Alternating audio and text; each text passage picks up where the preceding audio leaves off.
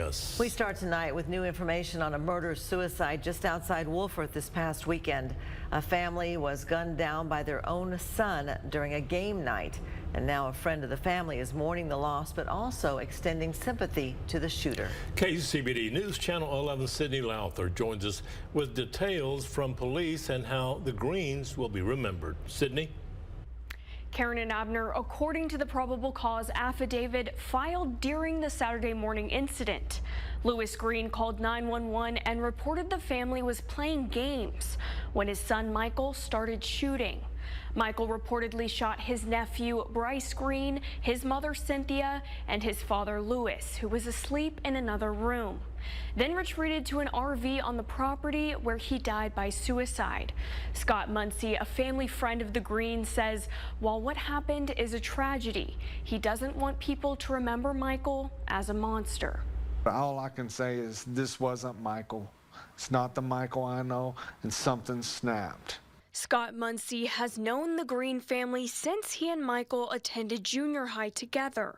He says they were best friends. And none of us could have ever imagined to the extent that it has ended.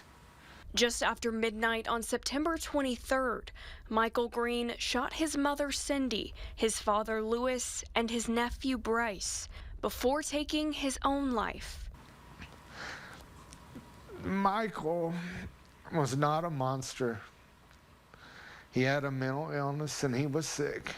Muncie says throughout those childhood memories, he saw Michael's mental state deteriorating. An incident happened and it's triggered his mental illness, and I grew to watch him dwindle downward.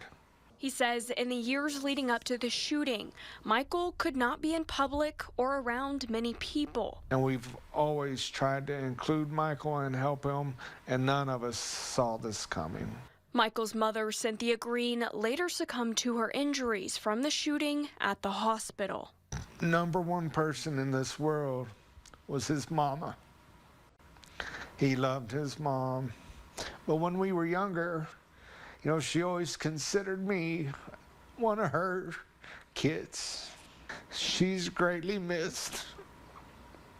Michael's nephew Bryce suffered critical injuries and is still being treated. Bryce was his best friend. When Bryce when he got off work, he was with his Uncle Mike.